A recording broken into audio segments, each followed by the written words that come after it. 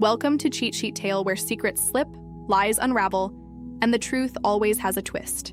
Real stories, raw confessions, and shocking betrayals. Drop a comment if you've ever caught a red flag too late. Now let's get into today's tale.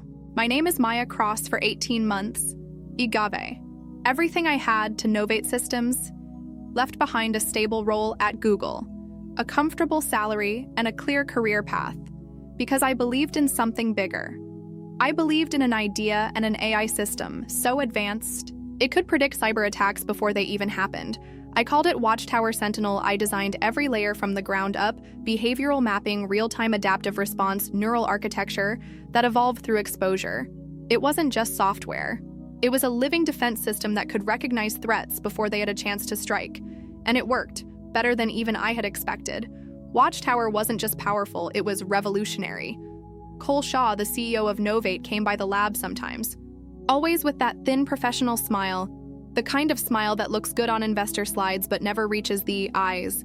He'd glance over progress reports, make small talk, and drop lines like the board is thrilled with your work.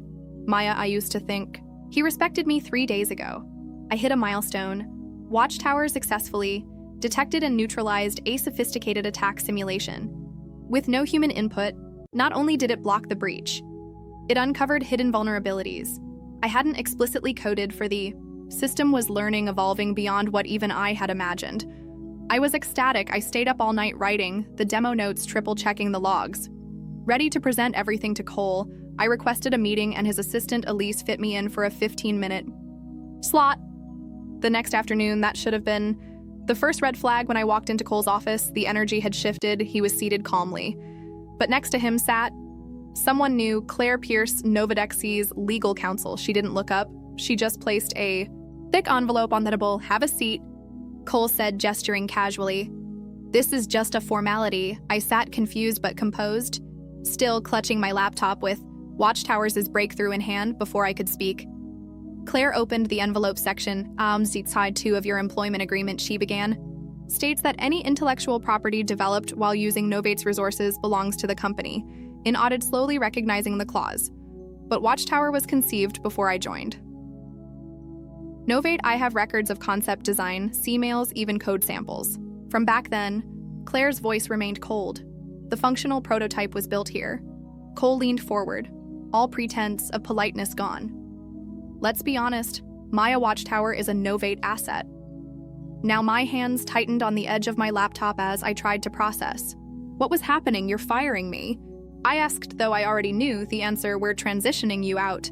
He said, like he was describing a software update. You'll receive a success bonus of $250,000 upon launch, which is more than generous by industry standards. My ears were ringing. He was offering me a fraction of what the system was worth, as if I should thank him. And tomorrow headed, I'll be presenting Watchtower to a group of top-tier investors. We're projecting an $80 million raise off your work. I couldn't believe the arrogance, the sheer entitlement. He looked at me like a pawn that had served its purpose. I stared at him, jaw tight. 18 months of effort, vision, sacrifice, all stripped down to a payout in a security escort. But I didn't argue, I didn't panic. Because what Cole didn't know was that I'd been ready for this for months. Months earlier, I caught him accessing my development server after hours. The system log showed an internal breach, small, almost unnoticeable, but not to me. He hadn't taken anything, just looked around, but it was enough. I didn't confront him. I built a fail-safe I woven into Watchtower. A behavioral lock that could detect when unauthorized control was attempted, a protocol that would identify not just cyber threats, but internal ones. So in that office I handed over my laptop, I kept my voice calm. Of course, Mrs. Shaw, I said, my smile tight. Good luck?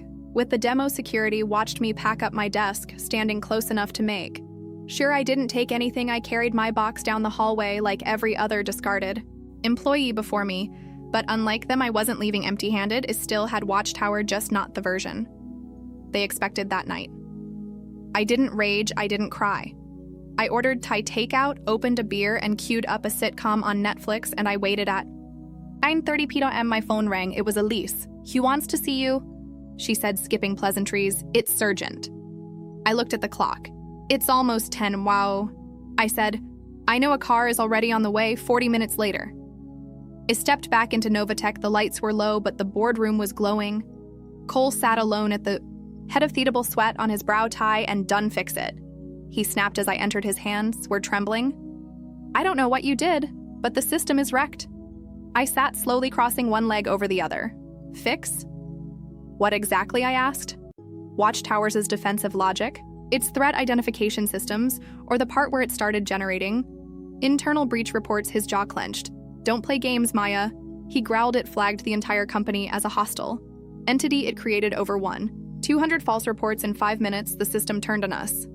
I leaned forward, voice level. Then, it's doing exactly what I built it to do. Cole blinked, confused. I didn't sabotage Watchtower. I just taught it to recognize all threats, including the ones inside. The firewall? His face went pale. You turned it against us. He whispered. No, I said you did. I just gave it. Eyes stared at me, chest rising and falling. Fast, the silence stretched thick and electric. Then finally he asked, What do you want? And just like that, I knew Thetables had turned. Cole stared at me, like a man trying to decide whether to threaten me or beg. His lips moved, but no sound came out, and I could see the precise moment his confidence broke. The predator had become the vulnerable one. But he didn't realize I wasn't here for revenge. I was here for control. What do you want? He finally asked, the words clipped and forced. I leaned back in my chair, calm as a surgeon. Before the first cut, full recognition. As Watchtower's greeter, I said, 50%. Ownership of the IPOL associated patents and a permanent seat on the board. He blinked rapidly, as if I'd slapped him. That's insane. He said, this company I held up a hand is about to collapse. If you don't fix this, and I'm the only one who can. His jaw tightened, but he said nothing. The silence stretched again until finally he muttered, and if I refuse, I shrugged lightly. Then Watchtower continues, flagging every file in your system as hostile, and every investor walks out. His hands balled into fists on the table. You planned this? I smiled just a little. Prepared for it. He ran a hand down his face, trying to hide the panic. What did you do, Maya? He asked, like he still hoped this was just a bluff. Watchtower wasn't designed to do this? I tilted my head slightly. Actually, it was. I explained slowly and clearly that the AI had been trained not just to recognize external threats, but to learn from internal behavior patterns as well. When Cole had accessed my secure server without authorization, Watchtower began adapting. It logged the intrusion, flagged it as suspicious, and initiated countermeasures. But it didn't act until I was removed from the system I built Watchtower to protect critical assets. I stayed watching him squirm when it detected a hostile takeover of its own creator. It responded accordingly, his face drained of color.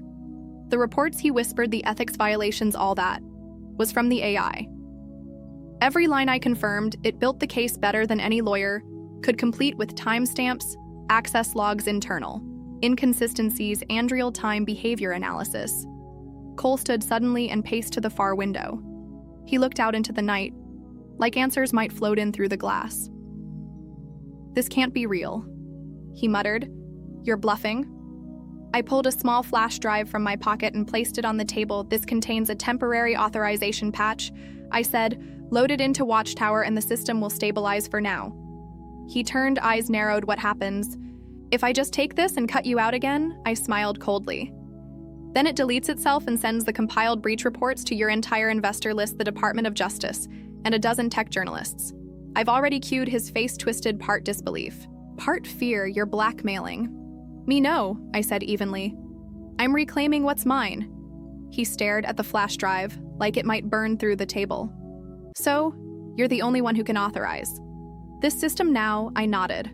Watchtower was designed to require dual trust validation between system and creator. Remove the creator and trust collapse. He slowly returned to his seat as if the chair weighed twice what it did before. You win, he muttered. You'll get your deal. I didn't respond. I didn't need to. He stood gathering my bag as he picked up the drive with reluctant fingers. The contract will be written by my team, I said, with independent oversight. He nodded, eyes distant, understood. As I walked toward the exit, he called out behind me. Maya? I paused at the door. Did you really expect me to betray you? It turned, held his gaze, and replied, I didn't expect it, but Watchtower did. The next morning, I walked into Novatechas. A co-founder, Elise, looked stunned when I passed the front desk, but said nothing. Word had spread overnight. though no one understood the full picture. All they knew was that Cole had changed. His tone, drastically. We met with the board that afternoon in a closed-door emergency session. Cole spun a sanitized version of events painting the transition as a mutually beneficial restructuring. I didn't interrupt. I just waited, then I handed the board a redacted version of Watchtower's ethical reports. The room went quiet, pages flipped. Eyes widened. The oldest board member, Vincent Denton, took off his glasses and exhaled. "This is extensive," he said. I nodded. Watchtower's intelligence uncovered the data on its own. I've scrubbed individual names for now. Cole shifted uncomfortably. And what happens? If we don't finalize your terms? Someone asked. I answered simply. Then the unredacted reports go public and Watchtower's behavior continues, degrading investor trust until it self-destructs. Another silence. Then Vincent said, "I suggest we sign." The vote passed without resistance. Within an hour, the contract was executed. I was officially the co-founder, primary architect, and 50% owner of Watchtower Sentinel. Cole didn't even look at me. When he signed after the meeting, I didn't head back to my office. I walked the floor slowly, observing the teams that had once were behind screens and avoided eye contact with executives.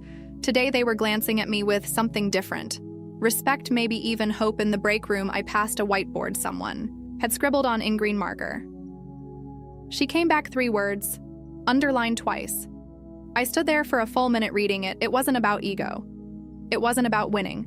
It was about reminding everyone, including myself, that sometimes survival isn't enough. Sometimes you have to come back and finish what you started that night. I sat alone in the office overlooking the ski line. Watchtower was stable again, humming quietly in the server core. But something in me had shifted. I wasn't just defending technology anymore. I was defending the people who built it. 3 months later, Watchtower Sentinel was deployed in its first major commercial implementation. The system successfully identified and stopped a coordinated ransomware attack targeting a global banking network. The estimated damages it prevented exceeded $300 million overnight. Watchtower became the gold standard in predictive cybersecurity. I watched the headlines roll in from my office window, each one validating what I already knew. What we had built wasn't just powerful, it was necessary, ethical, adaptive defense in a world full of exploitation technology that protected people even from the ones who built it. Cole and I remained professional, nothing more. He stayed honest, head of business development, where his skills actually mattered. I led all technical innovation with final say over every implementation, integration, and expansion. We didn't speak unless required, and even then never about the past. Sometimes I caught him looking at me in meetings. His expression, unreadable. Maybe it was regret. Maybe it was resentment. Either way, I didn't care. I had made peace with the fact that he would never apologize. His silence was just another form of control, one I no longer needed him to break. I wasn't here for closure. I was here to protect what mattered. Every new Watchtower deployment included mandatory ethical oversight protocols, non-negotiable. I made sure of it. We weren't just selling protection, we were selling accountability. The system was learning faster than anticipated. It could now map human behavioral patterns and flag potential insider threats. Before policies were even violated, at one point, it flagged a mid-level manager for attempting to conceal internal testing data, and it was right. The man was quietly removed. And the data was recovered. Word spread quickly inside Nova. Watchtower wasn't just watching the outside anymore, it was watching everything. And for the first time, people weren't afraid of that. They were relieved. I walked through the research wing one afternoon and past a wall covered in sticky notes. Each one was a problem someone had solved that week. No titles, no names, just solutions stuck proudly in bright colors. That was the culture. We were building contribution over ego. At our quarterly town hall, one of our newer hires, a young engineer named Max, asked me something that stopped me cold. "How did you know what to do when they tried to take everything from you?" I paused. The room hushed. Then I said, "Because I knew what I built, and I knew who I was." I told them that Watchtower wasn't the only thing that had to learn how to defend itself. So Diddy, you can't build systems stronger than your own convictions. That's not innovation, it's hypocrisy. The room was quiet for a long time, and then someone clapped. Just one, but others followed. It wasn't thunderous, it was steady, and it lasted after the meeting. I stood alone near the back windows, watching the late afternoon light stretch across the floor. Elise came up beside me quietly. "You changed this place?" She said, "It's better now." I nodded, but didn't answer right away. It wasn't just the company that had changed. It was me. I was no longer trying to prove anything. A few days later, we finalized a partnership with a global NGO to deploy Watchtower in protecting human rights organizations. From state-sponsored cyber attacks, I didn't lead the pitch. I let Max and Nora, two of our youngest developers, do it. They crushed it. That was what real leadership looked like. Building others up, then getting out of their way, I didn't need the spotlight. I already had the legacy the night before, our public offering. I stayed late again, alone in the server room where Watchtower had first come online. I placed a small brass plate on the primary console. It read, "Protect with integrity, defend with purpose." Below it, my initials JC. I didn't need to etch my name across every screen. The system knew who built it. And it knew what I stood for. That was enough. As the final investor calls came in and the IPO countdown ticked closer, I sat in a quiet lounge offing. The executive floor. Elise came in with a laptop showing me a message from one of our beta clients. Watchtower just flagged a phishing campaign targeting our payroll system. We would have missed it completely. You saved us. I exhaled slowly, smiling. It wasn't the billions in valuation that satisfied me. It was that line, "You saved us," because that's what this was all about. Not just protecting data, but protecting people. Not just beating betrayal, but building something that couldn't be betrayed. Systems don't have to be cruel to be strong, and power doesn't have to come at the expense of ethics. When I returned home that night, I didn't toast champagne or scroll through headlines. I made tea. I opened my window, and I wrote in my journal, "They tried to erase me. Instead, they gave me everything." I needed to rise the next morning. We rang the opening bell as a team. No suits and pedestals, just the people who'd built Watchtower standing shoulder to shoulder. One mission, one vision, one shared protection. As we walked off stage, Max tapped my shoulder. "You really taught the AI to recognize threats like that?" he asked, curious. "Yes," I said, smiling, and somewhere along the way, it taught me to do the same.